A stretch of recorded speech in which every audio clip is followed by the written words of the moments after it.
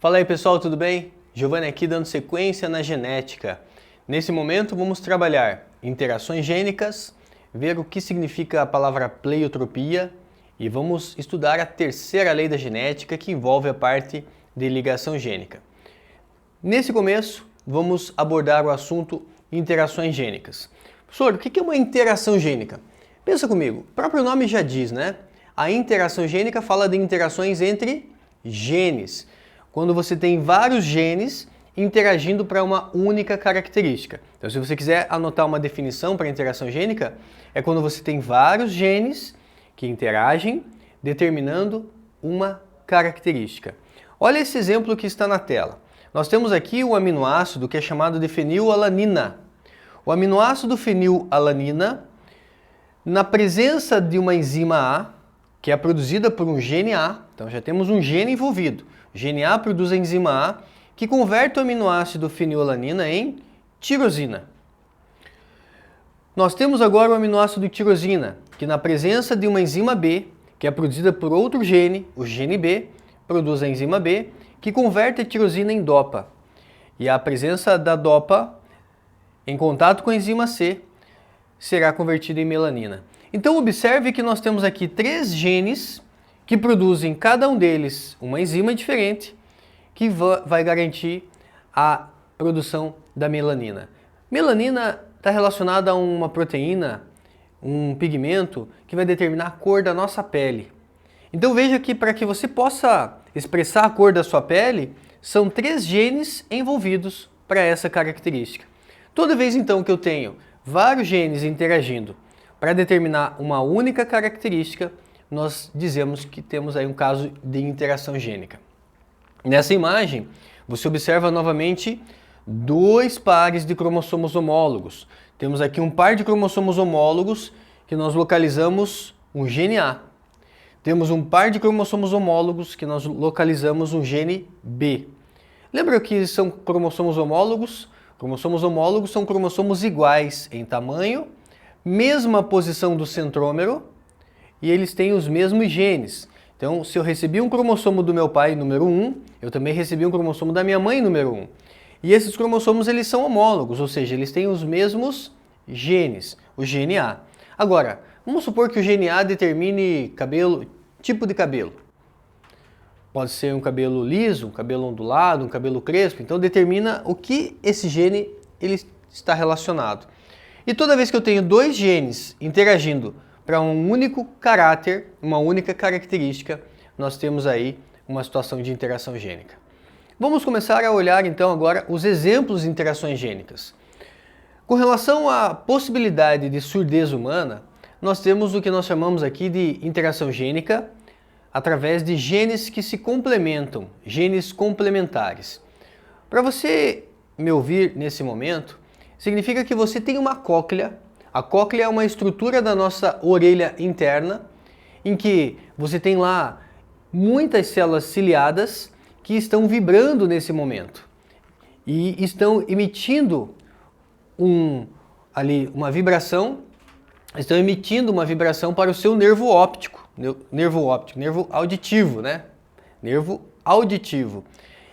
A cóclea emite então um impulso ali que vai lá para o seu nervo auditivo.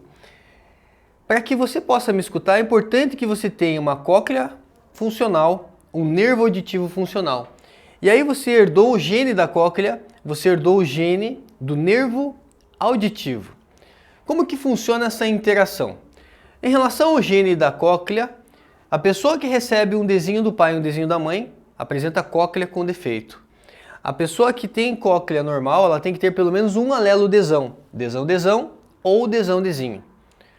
Não adianta nada ter a cóclea normal se o nervo auditivo for defeituoso. Não adianta nada ter o nervo auditivo normal se a cóclea for defeituosa. Então nós temos uma interação entre esses genes. Em relação ao nervo auditivo, se a pessoa recebe um ezinho do pai e um ezinho da mãe, nervo auditivo com defeito. Mas se ela recebe pelo menos um ezão do pai ou da mãe, ela manifesta nervo auditivo normal. Então são genes que se complementam. São genes que eles são complementares e a gente pode observar isso nessa tabela. A tabela da surdez humana fica assim, ó. possibilidades de genótipo, possibilidades de fenótipo. E as interações gênicas, elas são casos especiais da segunda lei de Mendel. E lá na segunda lei de Mendel você viu que ela tem uma proporção de 9 para 3 para 3 para 1.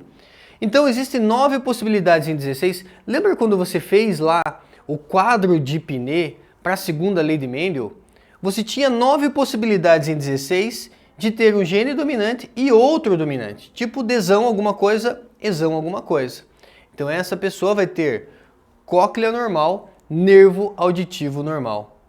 A pessoa que recebe um desão, exinho, deficiência auditiva, caracterizado aí como surdo. A pessoa que recebe desinho, exão alguma coisa, veja, tem a cóclea com defeito, mas o nervo auditivo normal, também vai ter deficiência auditiva. E quando ela tem a cóclea com defeito devido a um desinho e o nervo auditivo com defeito, essa pessoa também será surda. E aí nós temos aqui as possibilidades, de acordo com a segunda lei de Mendel.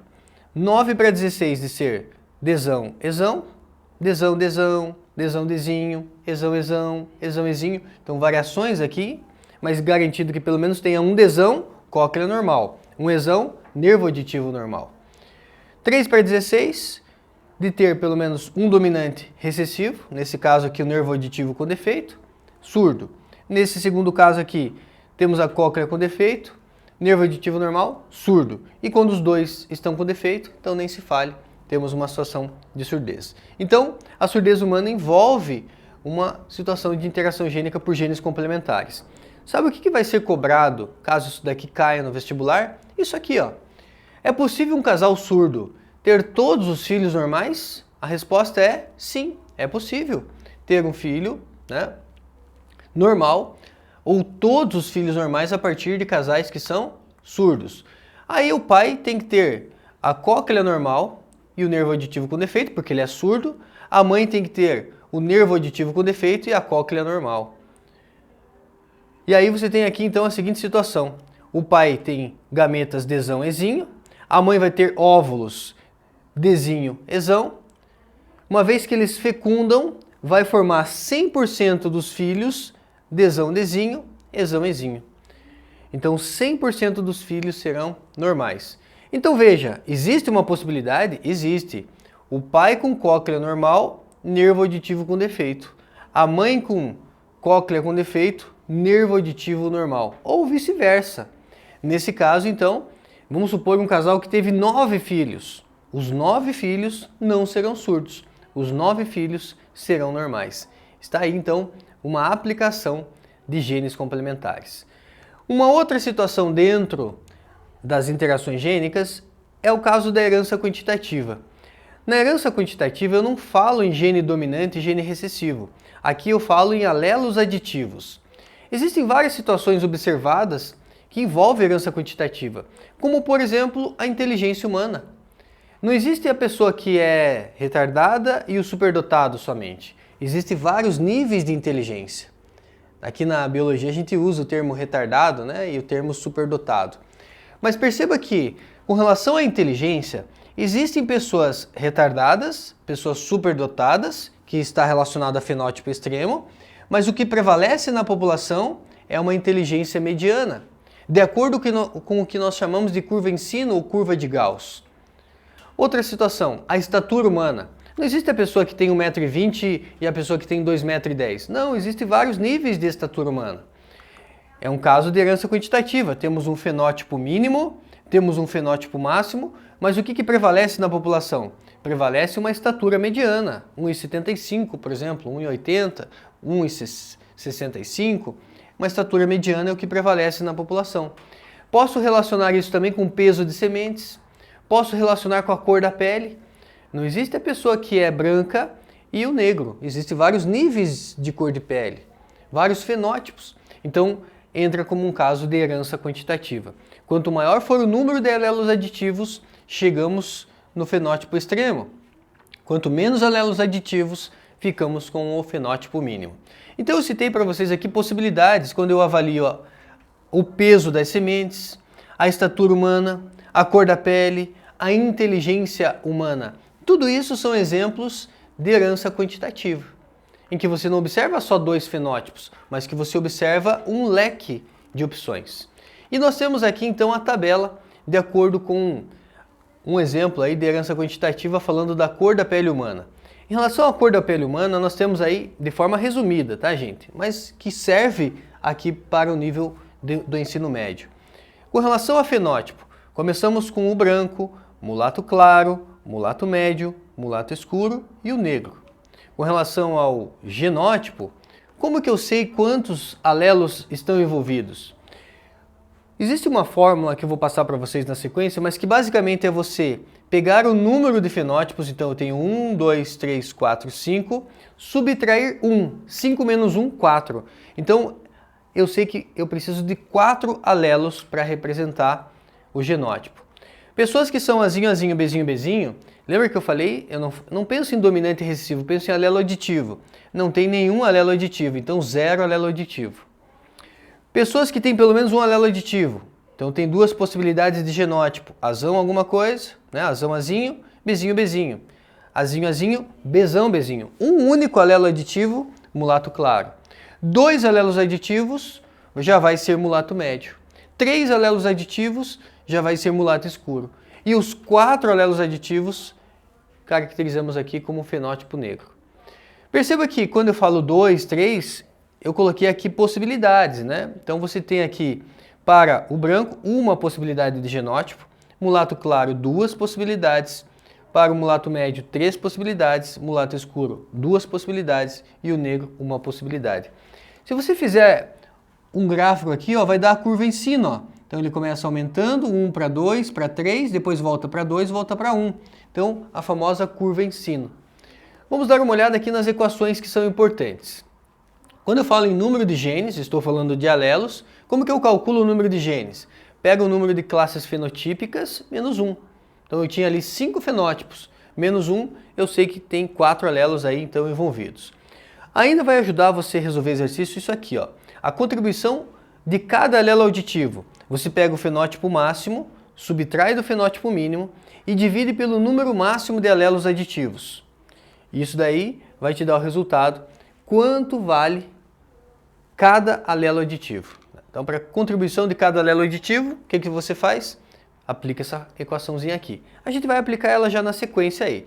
Então, para que a gente possa entender bem, fechar aqui com chave de ouro, dá uma olhada nesse exercício aqui, ó. Para responder a questão, analise o gráfico que representa diferentes classes fenotípicas de uma característica genética em população com o equilíbrio de Hardenberg e as afirmativas. Nós não estudamos ainda Hardenberg, mas a questão ela cita o Hardenberg, mas ela cobra interação gênica do tipo herança quantitativa. Mas só para que não fique essa informação aí, você fala, professor, mas o que é o equilíbrio de Hardenberg? É uma população que esteja em equilíbrio, não esteja sofrendo evolução, não esteja sofrendo mutações, não ocorra aqui as migrações, é uma população em equilíbrio de Hardenberg. O gráfico exemplifica um caso de herança quantitativa verdadeiro, né, gente? Como que eu sei, professor? Curva em sino, curva de Gauss. Então é um caso ali de herança quantitativa. As 7 classes fenotípicas podem resultar da interação de 6 alelos? Como que eu calculo o número de alelos mesmo? Então, para você calcular o número de alelos, número de genes, número de classes fenotípicas menos 1. Então, o número de genes vai ser 7 menos 1. Como que eu sei que é 7, professor? Só você contar aqui, ó. 1, 2, 3, 4, 5, 6, 7. Eu tenho 7 colunas, 7 classes fenotípicas menos 1. São 6 genes envolvidos. Então, tá certo? Está certo. A alternativa correta, nós já sabemos então que é a 1 e a 2. E o 3, a distribuição normal apresenta indivíduos heterozigotos em suas extremidades. Importante, e para isso eu vou voltar um pouquinho aqui, ó. Vamos lá? Com relação às extremidades, ó, eu tenho negro, por exemplo, e eu tenho branco. São heterozigotos ou são homozigotos? Nas extremidades dos gráficos de herança quantitativa, sempre nós vamos observar homozigotos e não heterozigotos nas extremidades. Por isso que o item 3 é falso. Mais um. Numa determinada espécie de milho, a altura da planta varia de 150 centímetros a 300 centímetros. cruzando-se linhagens homozigóticas que produzem plantas com altura de 150 centímetros e linhagens homozigóticas que produzem plantas com altura de 300 centímetros, obteve-se uma geração F1 que, autofecundada, originou 7 fenótipos. Com base nos dados apresentados, responda: quantos genes efetivos estão atuando na herança da altura do milho? Veja que ele me deu o fenótipo mínimo, ele me deu o fenótipo máximo. Nós temos então que destacar isso. Fenótipo mínimo, 150 centímetros. Fenótipo máximo, 300 centímetros. Destacamos que são 7 fenótipos. Então são 7 fenótipos. Se são 7 fenótipos, eu consigo calcular o número de genes. Então o número de genes vai ser número de genes igual ao número de classes fenotípicas menos 1. São quantas classes fenotípicas? O exercício me deu. São 7. Então, você vai fazer o seguinte. Número de classes fenotípicas menos 1, consequentemente, vai ser o quê? Vai ser 7 menos 1. Temos 6 genes envolvidos. Quantos centímetros cada gene efetivo adiciona no fenótipo mínimo? Então, você aplica aquela segunda equação. Fenótipo máximo menos o fenótipo mínimo, dividido pelo número máximo de alelos aditivos. Quantos alelos aditivos eu posso ter? O máximo de genes envolvidos. É o máximo, são 6.